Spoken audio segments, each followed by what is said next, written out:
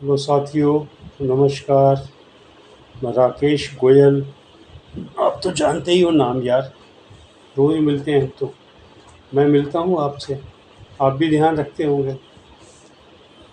तो मैं एस्ट्रोलॉजर और माइथोलॉजिस्ट, धार्मिक बातें बताता हूँ, एस्ट्रोलॉजी की बातें बताता हूँ और आप सुनते हैं, ज़रूर सुनते होंगे। आज आपको एक नई सी बात भी बताऊँगा। पहले आपको बोलूँगी, आपको कहीं कोई तकलीफ़ है, कुछ बात है, दिक्कत है, शर्म मत करो। तुरंत मुझे व्हाट्सएप करो, फ़ोन करो। मैं कुछ माँग नहीं रहा आपसे, उसमें अपनी दिक्कत मिटाओ। अगर कहीं कोई क्रिटिकल बात है, मतलब आप समझते हैं अभी आदमी की क्या होता है, अभी जन्म पत्री लेके हम लोग इधर-उधर घूमते हैं, तो उसमें अगर कोई बात है आपके पास, आप शेयर करो मुझे और मैं आपको जवाब दूँगा। कोई क्वेश्चन उसमें लिखो आप व्हाट्सएप में, अपनी डिटेल लिखो, date of birth, time of birth, place of birth, ये व्हाट्सएप पे लिखो, अपना क्वेश्चन लिखो। मैं आपको जैसे भी हो समय मिलेगा, मैं आपकी जन्मपत्री देख के और उसमें आपको जवाब दूँगा। कोई संकोच की बात नहीं भाई। और एक फिर बात, अभी धार्मिक चर्चा करता हूँ थोड़ी-सी, या एस्ट्रोलॉजिकल समझ लो। भगवान राम हुए थे त्रेता युग में। त्रेता युग में भगवान राम हुए थे। भगवान कैसे बने उनका तो पहले चरित्र सारा लिखा गया था। रामायण पहले लिखी गई थी, राम जन्म बाद में हुआ। उनकी कुंडली में 4 ग्रह उच्च के थे। 4 ग्रह उनकी कुंडली में उच्च के थे। तो उच्च के 4 ग्रह, वो भी केंद्र में। बृहस्पति उच्च का, चंद्रमा अपना, उनका कर्क लगन था 4 नंबर जो होता है, तो वहाँ बृहस्पति उच्च का होता है कर्क लगन में। तो ऐसी 4 ग्रह उनके उच्च के थे। तो उच्च के 4 ग्रह होते हैं तो किसी के देखने को नहीं मिलते। खैर, ये तो जब रामायण आज मिलती है तो उनकी कुंडली भी मिल जाती है बहुत पुरानी पुरानी किताबों में, तो देखने को मिली। उसके अंदर क्या है कि या तो आदमी बहुत ऋषि होता है, बहुत तपस्वी होता है, या राजा अधिराज होता है। अब इनकी कुंडली में 4 ग्रह उच्च के थे, बाकी ग्रहों का जिक्र नहीं कर रहा मैं। तो राजा राम हुए। उसके बाद रावण की भी कुंडली कहीं दिखाई दी थी मुझे। रावण की कुंडली है सिंह लगन की, 5 नंबर सिंह लगन। उसमें 3 ग्रह उच्च के थे।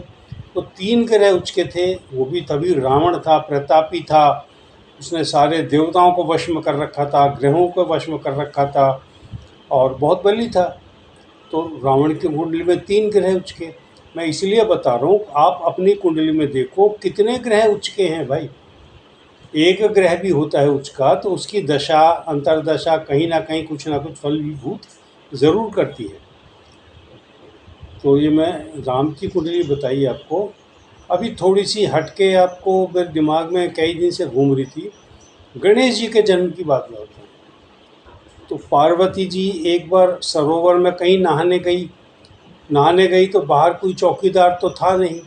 उन्होंने अपने शरीर के मैल से एक पुतला बनाया, उसको बाहर छोड़ा। अब पुतले के अंदर जान डाल दी। और उसको बोला कि बेटा यहाँ पे मैं नहा रही हूँ, कोई ना आए। तो पुतला बाहर रखवाली करने लग गया सरोवर के बाहर। थोड़ी देर बाद वहाँ से शिव जी का आगमन हुआ। शिव जी अंदर आने लगे, पुतले ने रोक दिया, नहीं मेरी माता जी ने मना किया है कि मैं नहा रही हूँ, कोई ना आने पाए अंदर। तो शिव जी ने कहा भाई, मैं, उसको माता जी बोल रहा है, तो मैं तेरा पिताजी हूँ, मैं जा सकता हूँ। नहीं, पुतले ने मना कर दिया। शिव जी को गुस्सा आया, उन्होंने त्रिशूल से उसका सर काट दिया। गणेश उनका सर काट दिया, सर कहीं दूर जाकर पड़ा। तो पार्वती जी जब आई, देखी, बहुत विलाप किया, ये क्या कर दिया आपने, मेरे को मेरा पुत्र चाहिए, मैं तो उसे पुत्र माना है, मुझे तो वो चाहिए। तो शिव जी ने क्या कहा, अपने दूतों को भेजा, जाओ पहले आपकी नज़र जिस पे पड़े उसका सर काट के ले आओ। तो पहली नज़र हाथी पे पड़ी, हाथी का सर काट के ले आया और वो जोड़ दिया उसके धड़ के साथ में। तो वो गणपति हुए। गणेश जी का जन्म जैसे हुआ वो बताया मैंने आपको, शास्त्रों में है सारी बात, मिल जाएगी आपको। तो गणेश जी का जन्म बताया आपको मैंने, इस तरह से जन्म हुआ गणेश जी का। तो ध्यान रखना आप। और प्लस कहीं कोई तकलीफ़ ना हो, कहीं कोई गलत बात ना हो, कोई दिक्कत ना हो, कुछ भी होती है आपको, मुझसे कांटेक्ट करो भाई। रात के 9 से सुबह 9 तक तो मेरा मोबाइल साइलेंट रहता है। उससे पहले कभी भी आप व्हाट्सएप कर दो, अपना सवाल भेज दो, मैं उसका जवाब दूंगा, ज़रूर दूंगा, कुछ नहीं मांग रहा आपसे। ठीक है ना? चलो, धन्यवाद। फिर बात करेंगे अगले वीडियो में।